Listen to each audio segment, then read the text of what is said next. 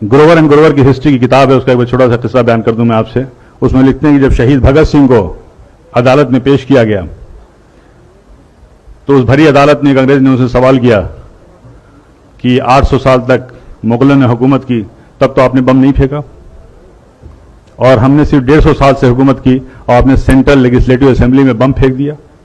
उसका बहुत अच्छा जवाब भगत सिंह ने दिया था कि देखिए, मुगलों ने जो हम पर राज किया है वो हमारे दिलों पर राज किया है, और उन्होंने इस मुल्क को सोने की चिड़िया बना दिया है, और इस सोने की चिड़िया की चमक से आप 7 समुंदर दूर से यहां तक आए हैं, और यहां पे आने के बाद अगर आपकी हुकूमत को अगर एक लफ्ज में, एक लाइन में कहा जाए तो वो ये है कि आपकी हुकूमत एक स्पंज की तरह है जो गंगा के किनारे हीरो और जवाहरात को चूस करके इंग्लैंड में जाकर के टेम्स नदी के किनारे निचोड़ती है, और वो इंग्लैंड मालामाल हो जाता है, और उस दौलत के मालामाल होने के बाद उससे आप अपनी तरक्की करते हैं।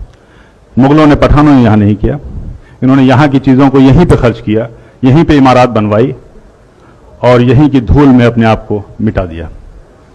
ये था भगत सिंह का जवाब। की छुपी नहीं है कि मुसलमानों का जो किरदार रहा है, जो कुर्बानियां रही हैं इस मुल्क की तरक्की में, इस मुल्क की आज़ादी में, वो लासानी रहा है, बेमिसाल रहा है। और अगर देखा जाए तो ये मुल्क जो है, अगर आप तारीख में देखें तो हिंदुस्तान जो हमारा मुल्क है, मुत्तहिद मुल्क नहीं था। बेशुमार राजा रजवाड़े थे, रियासतें थीं, उस पर हुकूमत करते थे उन पर।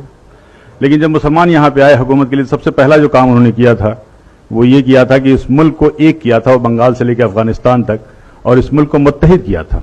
ये हमारी खूबियां थी। अगर जंगी निज़ाम की बात करें, जो हम वार स्ट्रेटजी की बात करते हैं, तो सबसे पहली तो इस मुल्क हिंदुस्तान में ज़हीरुद्दीन बाबर लाए थे। पहला जो रॉकेट था वो शेर मैसूर टीपू सुल्तान ने बनाया था, और ये तारीख में दर्ज है।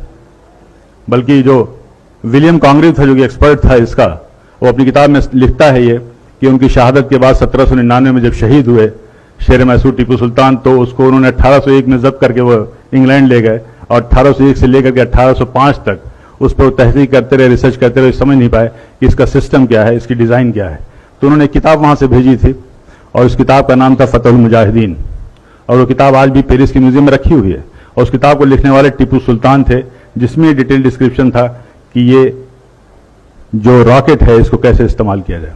तो ये वो पहली मिसाइल थी, आप गूगल में सर्च कीजिए, वो जो पहली मिसाइल थी मैसूरियन मिसाइल टीपू सुल्तान ने बनाया था। और आज जो आप मिसाइल देख रहे हैं, अग्नि मिसाइल, पृथ्वी मिसाइल, इसके भी बानी एपीजे अब्दुल कलाम है, जिनको आप मिसाइल मैन कहते हैं और जिनको फादर ऑफ मिसाइल कहते हैं। और अगर आप कस्टोडियन जो आप कहते हैं, जो रेवेन्यू का सिस्टम है, ये सब शेर शाह सूरी का दिया हुआ है, and he was one of the best administrator.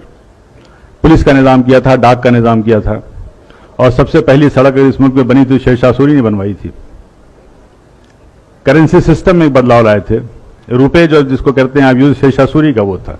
Grand trunk जो रोड थी कलकत्ता से लेकर के पेशावर तक, ग्रैंड ट्रंक रोड उसी की यादगार है। बगावत की, जंग आज़ादी की, तो पहली जो बगावत थी वो 1773 में हुई थी, और उसका नाम जो था, शायद आप में से ज़्यादातर लोगों को मालूम होगा, फकीर एंड सन्यासी रिबेलियन नाम से नाम था। यानी बंकिम चंद्र चटर्जी ने अपनी आनंद मठ की किताब में साफ साफ लिखा है कि उस जमाने में जो फकीर और सूफी हुआ करते थे, जो साधु और सन्यासी हुआ करते थे, वो एक साथ जाते थे, झुंड का झुंड जाते थे, और अंग्रेजों के गोदाम में वो लूटते थे, और उस कहत के दौरान वो जो अनाज लाते थे वहां से, वो हिंदू मुसलमानों में तकसीम किया करते थे। और ये सिलसिला तकरीबन 50 साल तक चला। इसका पूरा तारीख में डिस्क्रिप्शन है। पहली जो जंग आज़ादी थी वो 1857 की थी। और जिस फतवा वर्ड हम कहते हैं, जंग आज़ादी का सबसे पहला फतवा फजल हक खैराबादी ने दिया था। अल्लामा फजल हक खैराबादी ने यह फतवा दिया था जंग आज़ादी में अंग्रेजों के खिलाफ मुहिम का, और उस फतवे का यह असर था कि दिल्ली जैसी राजधानी को हमने फतह किया था।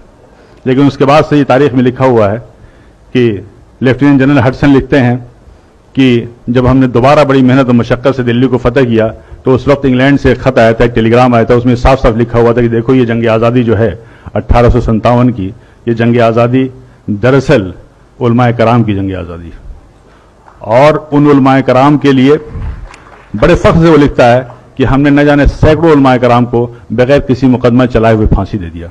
और ये कोटेड है, तारीख के फिगर्स में बता रहा हूं कि उस जमाने में जिन्हें 51,200 लोगों को फांसी दी गई थी, उसमें से तकरीबन 27,000 से ज्यादा उलमाए कराम थे जिनको फांसी दी गई थी। वीर सावरकर ने अपनी किताब में जॉन मैकलसन का हवाला देते हुए कहा था कि 1857 की जंग आज़ादी में अगर सबसे ज़्यादा किसी का नुकसान हुआ तो मुगल की जो आखिरी रोशनी थी, आखिरी बादशाह थे बहादुर शाह जफर का हुआ। और उन्होंने उसका जॉन मैकलसन का हवाला देते हुए लिखा है कि एक बार उनको नाश्ते पे जब उनसे इसरार किया गया तो बहादुर शाह जफर ने कहा था कि मुझे ख्वाहिश नहीं है। उसके बाद से वो लिखता है कि हम लोगों ने उनकी आंख में जहरीले ऑइंटमेंट लगाना शुरू कर दिए ताकि उनकी बीनाई चली जाए। और उन्हें इस बात का इल्म था कि इस्लामी कानून में, इस्लामी शरीयत में कोई नाबीना अंधा शख्स कहीं का हुक्मरान नहीं हो सकता।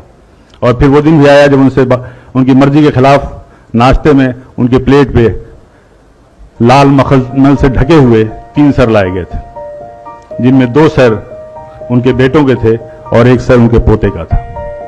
ये थी कुर्बानियां।